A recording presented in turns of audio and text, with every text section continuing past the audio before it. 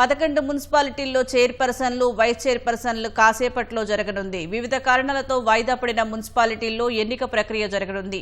సుల్తానాబాద్, ఇబ్రహీంపట్నం, ఇల్లెందు, కాగజ్ నగర్, క్యాతనపల్లి, ఖానాపూర్, జహీరాబాద్, ఇంద్రేశం, డోర్నకల్, జనగామ, తొర్రూరు మున్సిపాలిటీల్లో చైర్పర్సన్లు, వైస్ చైర్పర్సన్లను ఎన్నుకోనున్నారు. ఉదయం 11 గంటలకు నిన్న ప్రమాణ స్వీకారం చేయని కౌన్సిలర్లతో ప్రమాణం చేయిస్తారు. మధ్యాహ్నం 12:30 గంటలకు చైర్పర్సన్లు, వైస్ చైర్పర్సన్ల ఎన్నిక ప్రక్రియ ప్రారంభమవుతుంది. ఇవాళ కోరం లేకపోతే స్థానిక ఎన్నికల అధికారులు ఎస్ఈసీకి నివేదిస్తారు. రాష్ట్ర ఎన్నికల సంఘం మరో తేదీని ఖరారు చేసి అప్పుడు కోరం లేకపోయినా ఎన్నిక పూర్తి చేస్తోంది.